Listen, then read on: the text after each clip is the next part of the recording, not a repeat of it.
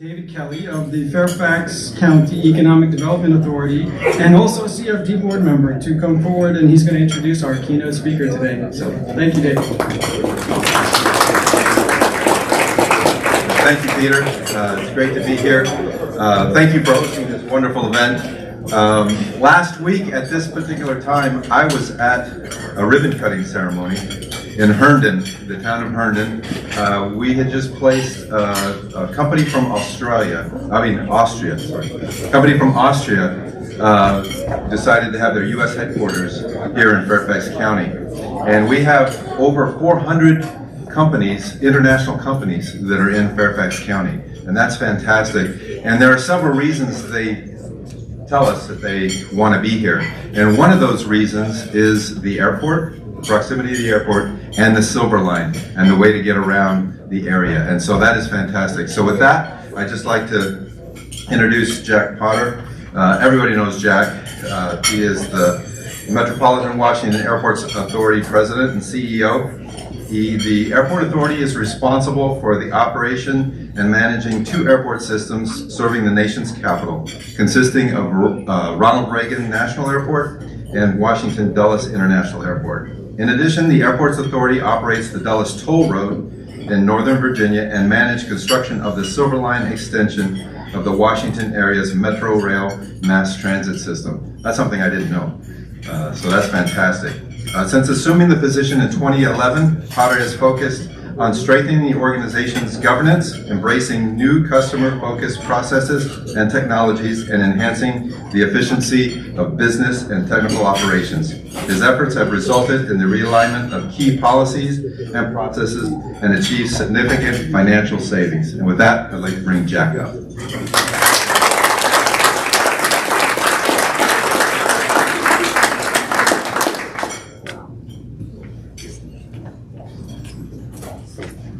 Well, good afternoon, everyone. Thank you for joining us. I'm really shocked at the size of this crowd, so it's appreciative. I want to thank our board members from MWAA for joining us, Bill Sudo, Mark Unkefer, Kate Hanley, and the entire staff from MWAA. We have a lot of people here, and when folks talk about who does the job, they do the job. I get a chance to get up here and talk about them. I have the easy part. They have the tough part. They get the job done. So, hey, what a difference 3 years makes. If you think about pre-COVID where we were, last couple of years all we talked about was, gee, we hope people will come back. We have plenty of room for everybody. Our problem now is, where do we put all these people who showed up? But all things are good. So I'm going to see if this works. Actually, not yet, Jack. I got to bring your presentation up. Okay, I have to, Scott told me all I do is hit the button. But he didn't tell me he had to change the presentation. Okay. There you go. So, first of all, what are we all about? Well, we're all about serving the traveling public, providing them an opportunity to get into and out of this metropolitan area, and grow the economy. I think there's a reason why I was introduced by someone from economic development, because we are a strong partner in trying to grow the metropolitan area economies, whether that's Virginia, the district, or Maryland. And I think with our partners at the airlines, we're accomplishing that. The fact that we have seen a significant amount of growth. This will be a record year for new service, 8 new airlines, 11 new routes. That means for those particular airlines and routes, some 500,000 additional people. When you look at where we go to 105 airports out of Reagan National. Note that there's 100 domestic destinations that we hit out of Reagan National. And then on the international side at Dulles, 61 international destinations, 75 domestic. And this is what it's all about. The more airports that we serve around the world, the better a contribution we make to this local economy, because bring people from all around the world, direct flights, it matters. It matters in terms of convenience. Tourism is a big industry in this area, across all 3 jurisdictions. And, we're doing our part to go out and recruit as many airlines into this market as we can. Now, that said, the bread and butter of both of our airports are our two major carriers, American Airlines down at DCA, and of course United Airlines out at IAD. We have been very, very fortunate to come through this pandemic with flying colors on the financial side, mainly because United and American really ramped up the number of transfer passengers that they moved through our airports. It was kind of the shining star of how we survived COVID. We got grants. I've talked to you about that in the past. We still have, Andy Roundtree's not here, but I think we're planning to carry over our grants into 2024, some $70 million. So we haven't exhausted all of that. So we're coming out of COVID in a very, very strong financial position. We're coming out of COVID, I think, better prepared for the future because of the construction we had down at Reagan National, the construction I'm going to talk about in a second out at Dulles. But today, this year, right now, we are exceeding where we were in 2019. And, you know, I'm pretty confident that we're going to end the year that way. All you have to do is look at what's going on television every day. They're talking about airports and all the congestion that's at the airports. The weather is not helping us, but the bottom line is passengers are back, the demand is there, and we're ready to serve. Now, let me just talk about United. I mentioned United before. You know, you're the committee for Dulles, so let's focus a little on that. Summer of 23, we are going to have more seats than we ever had in the history of the Dulles Airport from United Airlines. So thank you, United. All right, that's huge. And we haven't been shy about telling you that part of our strategy to help ourselves, but also to help American, was to bring as many of their Star Alliance partners to the table as possible here to make this, enhance the transfer opportunities that they have for inbound international flyers. And I think we're number one in terms of the number of carriers, international carriers that come to an airport in America. We don't have as many flights as some of the bigger airports, but we have that number of carriers. So we've kind of set the table with United for growth, for an opportunity to, again, make bigger and bigger contributions to the economy. One of the keys in terms of attracting new airlines has been the fact that we did construct a Silver Line. It does serve Dulles Airport. And I will be the first one to tell you, I'm kind of surprised at the outcome here. Right now, you know, we built an extension, from Falls Church all the way out to Loudoun County. And right now, with all those new stations, Dulles Airport is the #1 station. It's showing that people do want to seek an economical way to get from anywhere in this metropolitan area that's served by the Metro out to that airport. It's created a great opportunity for us to now attract low-cost international carriers into Dulles, but more importantly, people are now realizing that Dulles is pretty close.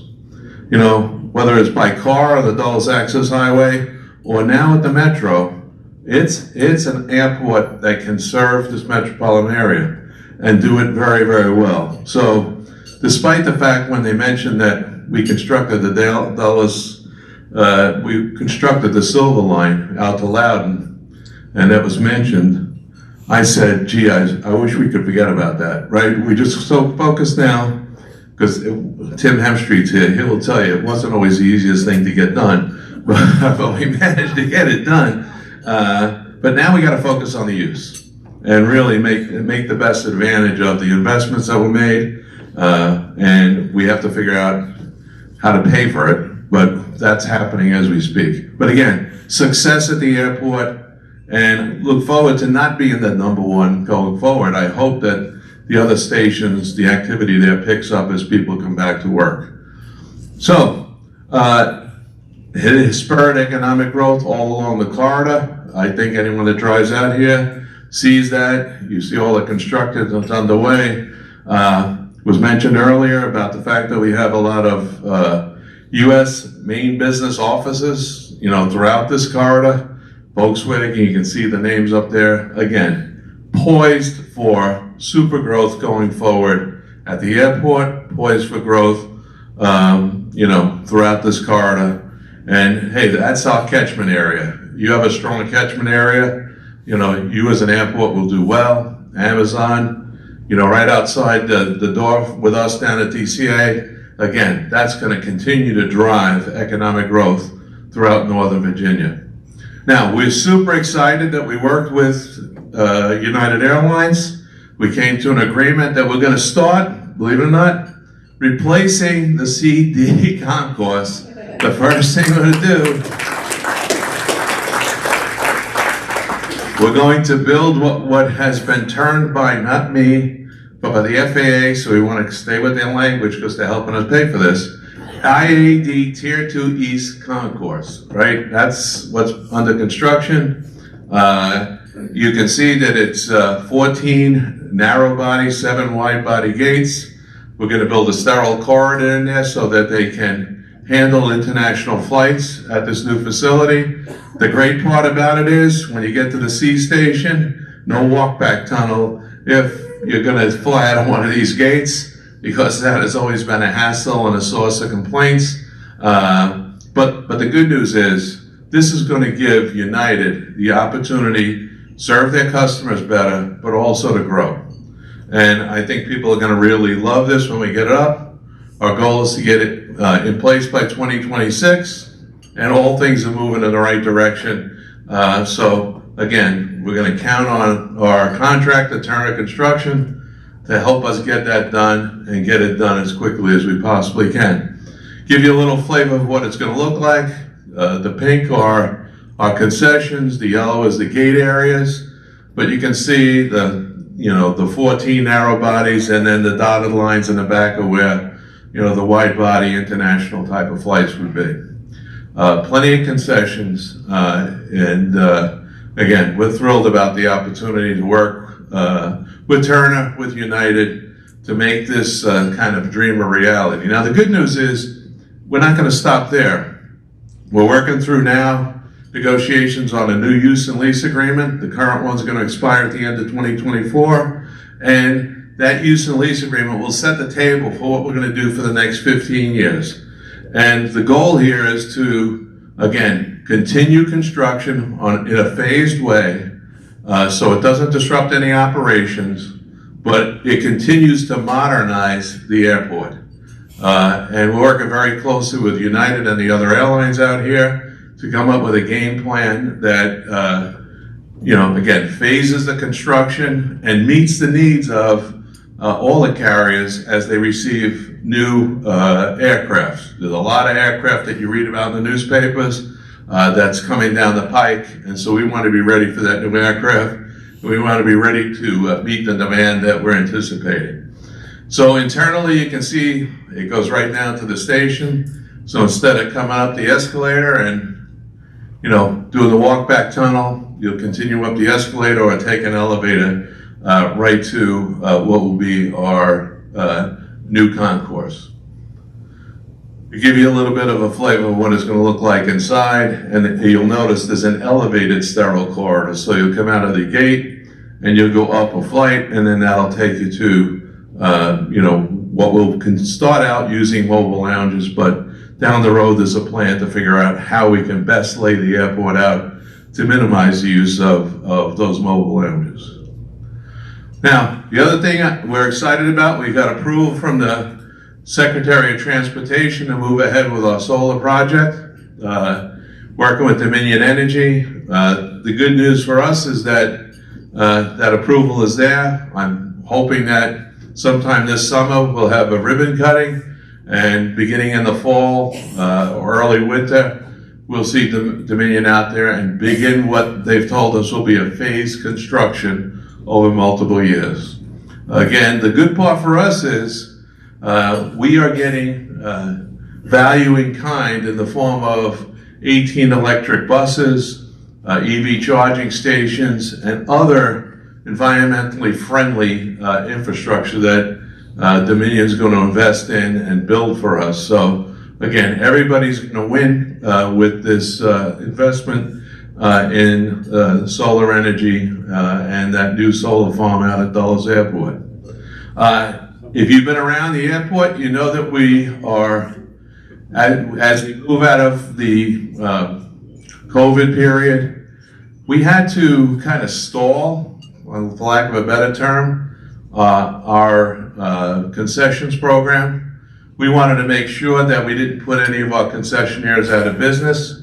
We also were in a period where we didn't have any negotiating leverage should we turn over a store. Why would you want to come and open up a store in an airport when, you know, we were down at 5% level of customers, and then we've gradually built up, as that chart earlier showed you.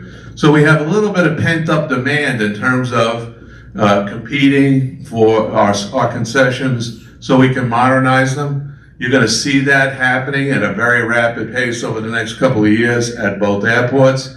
And we're really excited about some of the new names and folks that are going to come. So again, we want the passenger experience to be great. We want them when they get to the airport to feel like they have multiple options when it comes to concessions, whether that's retail or food. And again, really exciting, healthy choices, grab and go. We want people to have a great experience at our airport. At Reagan National, same thing. New concourses with new concessions. If you haven't been out there, P.F. Chang's is there. There's their horse. It's really exciting. Wolfgang Puck. And what we're doing is we have the new concourse, you know, great concessions out there. What we're going to do is take Terminal 2, you know, what's now the B, C, and D concourses, and we're going to modernize them. So you're going to have to pardon our dust for a while because we're going to replace all of the bathrooms, modernize them, but we're adding additional restrooms because that has been a real challenge at DCA. Restrooms have been a major source of complaints, not for cleanliness, but for a lack of, you know, sufficient facilities. As the crowds grew, think about it, it's built for $15 million. We're over 25 now. Those facilities aren't there. And we're redoing all the stores. You're going to see children's play area. You're going to see new seating because now National Hall is in the secure area. People no longer have to rush through it to get through the checkpoints, to get onto the, you know, out to the concourses. The hammerheads is what we called it. And so going to be a completely different experience than anyone has ever seen. So we're really excited about it. Big project, you may have heard about it this year, is we're taking our main runway and we're replacing the surface. And it's a huge challenge because it's the only runway we have, folks. And the main runway.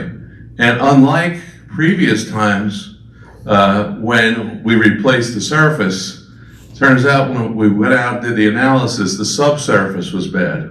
So instead of just skimming off the top, you know, the asphalt and laying down a couple inches of asphalt, we're going 8 inches down, maybe more depending on what's there, putting the substrate in first, and then 4 inches of asphalt on top of it.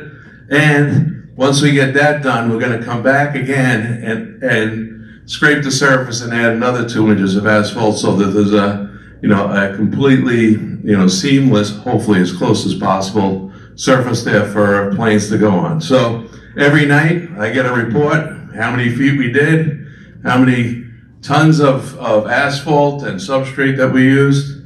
And I have to tell you, the folks are doing a fabulous job. We haven't missed once, which is great because you don't want to hear about the runway being closed because of us. It's okay for us if it's air traffic control or whoever, but we don't want to be an odd dime. But again, hats off to our engineering team, our operations team. They're doing a fabulous job. So if you go out to Reagan National and you see an asphalt plant, it's there because we wanted it as close to the action as we possibly can. And by the way, we keep 2 other asphalt plants in the area open at night just as a backup to ours. So it had to be kind of a foolproof game plan to make it work. So again, all the good things that are happening at Dulles, likewise are happening down at Reagan National. So again, with progress though comes some challenges. So I want to talk about a couple of things that you've been very helpful with.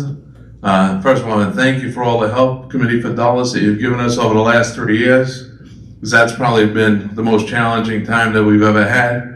But now that we're coming out of it, we have to go back and put some of the things on the radar screen that have been problematic in the past or challenging or we need to work together. One is airport encroachment, so that's building heights, residential development around both of our airports, noise issues, customs.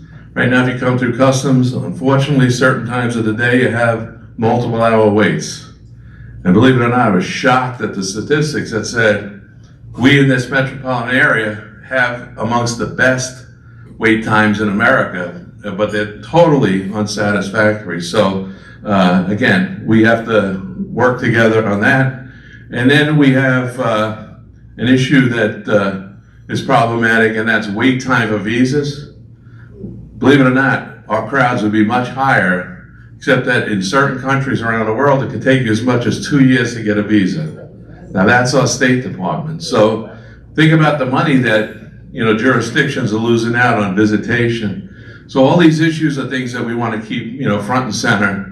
Then we have issue of congested roadways, and then I'm going to close talking a little bit about threats to our slot and perimeter rule at DCA, because that also affects Dulles. It affects not only Dulles, but it affects BWI if it would be tinkered with. So let's talk about airport encroachment.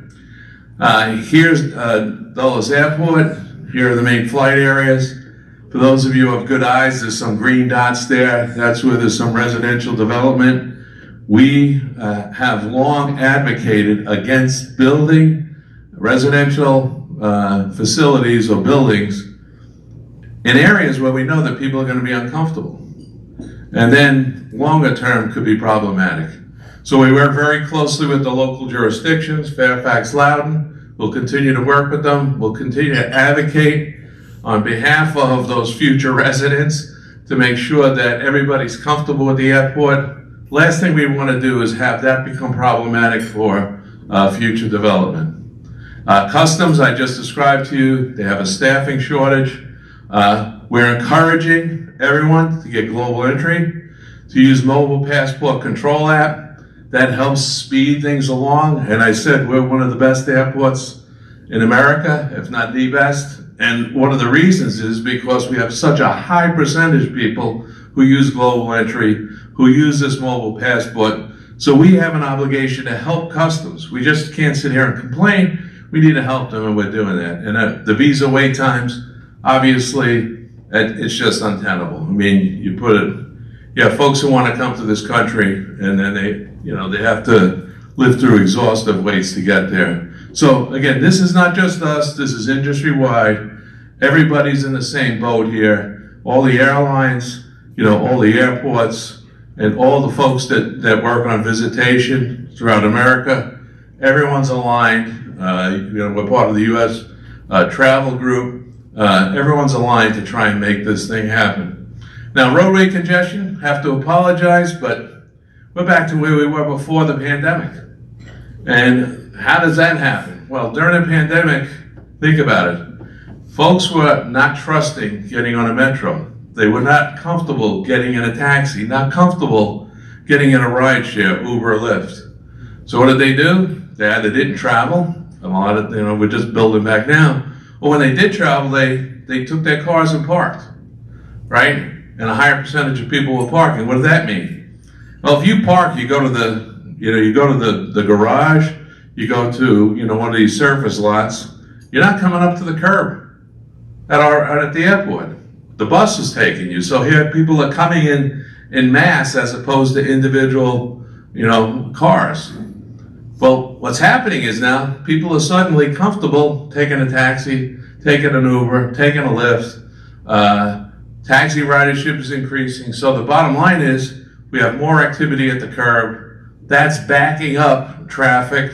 And so we're doing our best to, work with folks to kind of address this situation. I know, we're looking at our roadways on the airports to expand them. You know that we built a pickup area for Uber and Lyft here at Dulles Airport. I think that's going to be very helpful. But in short, we're going to have to continue to look at this. Now, the interesting thing is metro ridership is coming back. That's going to provide some relief for us. But it's an area that is going to be of a continuing concern going forward, and one that we're going to have to, again, manage as best we can. And we have plans, long-term plans, to fix some of the gridlock on our campuses. But entry and exit from the airport is extremely important, particularly with DCA. If you've been to DCA and you think about getting off our campus, there's one lane that goes north on the GW Parkway at the northern end of our campus. There's one lane that gets you on the GW Parkway at the south end of our campus, southwest end of our campus, and it feeds either a north-south entrance to the GW Parkway, and then we have, a bridge, two-lane bridge that gets you over to Route 1. To be quite honest with you, people can get on the campus, but they can't get off. So we're working with the Parks Department. I think we're pretty close to being able to have 2 lanes of traffic to get off our campus going to the north. But as they're building, all that construction is going on with Amazon throughout Crystal City or National Landing. By the way, National Landing, I was told by some of those folks, was related to the airport. It had nothing to do with anything, but they wanted the airport notion to be in everyone's head. So I think we helped get them there. But we really have challenges, and challenges going forward. So bear with us. We're going to work our way through it. In the meantime, our traffic control officers, I think, are doing a great job. But we have to work with the Parks Department back at Reagan National, and we'll continue to drive on these issues. Now, with that construction and what I just described to you, believe it or not, now there's an effort in Congress to add more flights to Reagan National Airport. 28 slot players. So what is 28 slot players? It's takeoff and landing, right? So, it's 56 slots, 28 takeoffs, 28 landings. What does that mean? Well, the other thing about these slots is they'd be beyond perimeter. So it's California right now, there's only 20 slots that can go beyond perimeter. That means larger aircraft. That means conservatively 3 million to 3.9 million new passengers. 11-12% bump. Describing congestion. That congestion gets worse. Bigger airports, bigger aircraft on a runway means it's a lot slower to get onto and off of that runway. So our runway congestion becomes a problem. I already said we're the busiest, right, in America, that one runway. Reagan National is the busiest airport in this metropolitan area. It has, last year, 24 million passengers. BWI had 22.8. Dulles had 21.4. Guess what? At the end of this year, it'll still be the biggest. And if they add 3 million passengers to it plus, all of a sudden we're in trouble. Okay? So that's why you're hearing us oppose this. We don't want to grow Reagan National, not because we don't want to welcome passengers, it's just because they don't fit. I mean, the bottom line is we're at capacity. Now you'll see us grow over the next couple of years, not because of the fact that we are doing anything to add any flights, because the slots are limited, and we hope that Congress doesn't do anything. But we've seen growth at Reagan National because people have upgauged the aircraft. If you're flying, think about this. US Air and American merged. didn't add one slot. No additional flights into and out of the airport. What happened as a result? Within a year, we had over 3 million new passengers. Why? Because American wasn't about to lose passengers. What they did was they said, oh, we fly, 10 times a day to Chicago.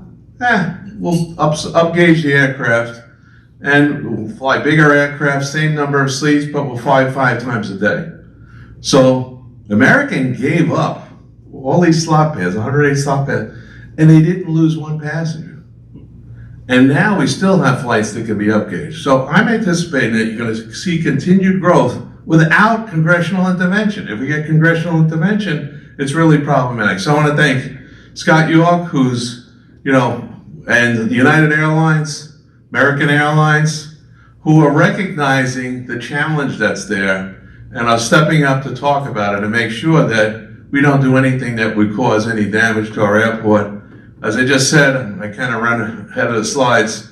Believe it or not, our runway at Reagan National is the busiest runway in America. The busiest. And folks, there's been this discussion about, gee, is it safe, is it not safe? And, people are saying to me, is there a safety issue here? The FAA will never say anything is unsafe. They're not going to say I have a runway and it's unsafe.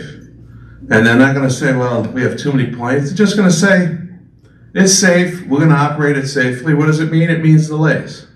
So on a daily basis, we have delays at Reagan National. It's just a fact of life. If you add more flights, you're going to have more delays.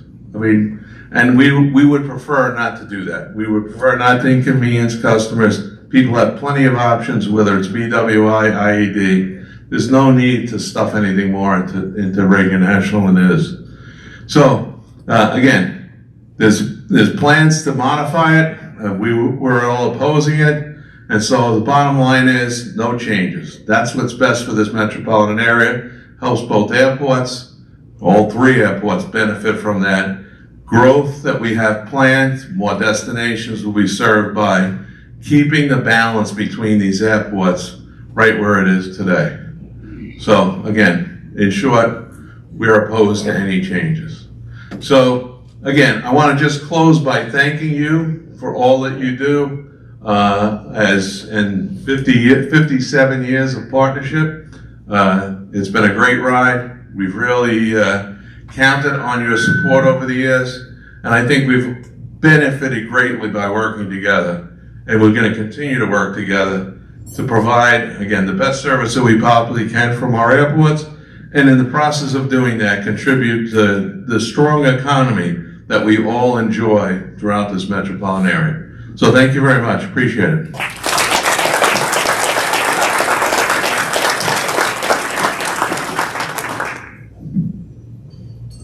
We have time. Let me get away from there. We have time for a few questions. If anybody has questions for Ms. Potter. Uh-oh.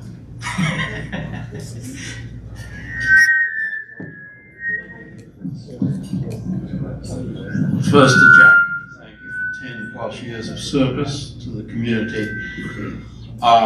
You're in the midst of planning the update to the master plan for Dulles Airport. I went to a meeting here at the Marriott, I think it was April 2022. Could you tell us what you're going to do, the schedule for completing the plan update, and how you're going to increase public involvement in the decisions that you have to make? Okay, so thanks for that. Thanks for the question, Rob. First of all, we did go out and seek public information. We had multiple sites where people could make comment. We have not moved ahead with that because one would continue to work on it, but most importantly, as I mentioned earlier, we're living through a pandemic. We wanted to see what happened at the outcome of the pandemic, and we've also been working very, very closely with the airlines here out at Dulles to, again, set the plans going forward. And we thought it was best to put the master plan on hold until we get the product of those discussions. And so we'll continue to do that. As far as I'm concerned, we're not rushing to get a master plan out that might be outdated the day we publish it. You know, there's no fixed time schedule to do that. And so we're gonna wait. We're gonna, again, work with the airlines here, in particular with United Airlines, to make sure that we understand what the needs are going forward. The good news is, the really good news is, their needs are growing. And anyone who's heard their CEO, Scott Kirby, talk about the role that Dulles Airport is going to play in terms of United's strategic plan. I would say that since his arrival and in just the last couple of years, the role that we're going to be asked to play has grown significantly, and it's probably going to modify some of what we initially had as part of our master plan. So again, we want to get it right, we want to do it right, and at the appropriate time, we'll communicate that to the public. We have nothing to communicate yet because we're still working through what I think is a very dynamic, a very positive dynamic situation.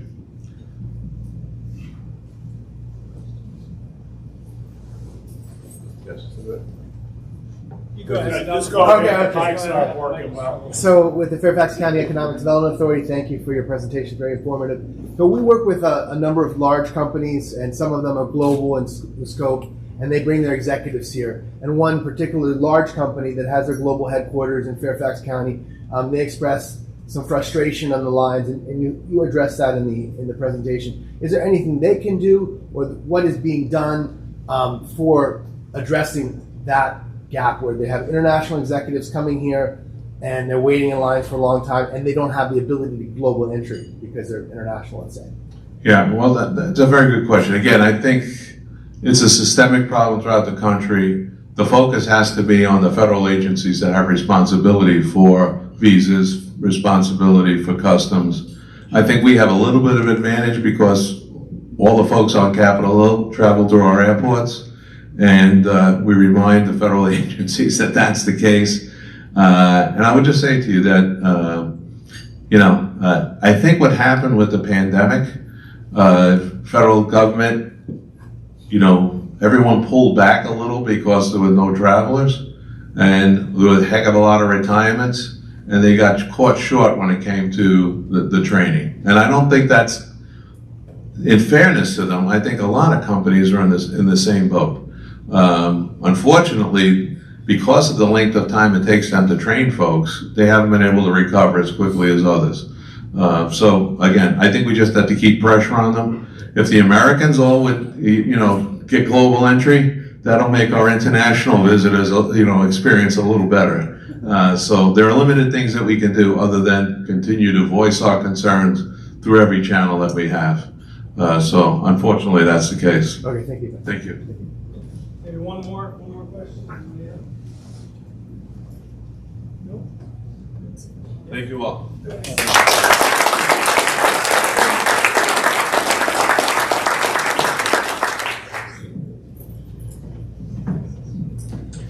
Thank you, Jack, and I certainly appreciate your time. And thank you, ladies and gentlemen, for being here. Just quickly, I want to thank Loudoun County Economic Development and DWC Holdings, CLEAR, Fairfax County Economic Development Authority, the Cloudmore Charitable Foundation, Marketplace Development, United Airlines, HDR, and thank you to GAM for providing the programs today.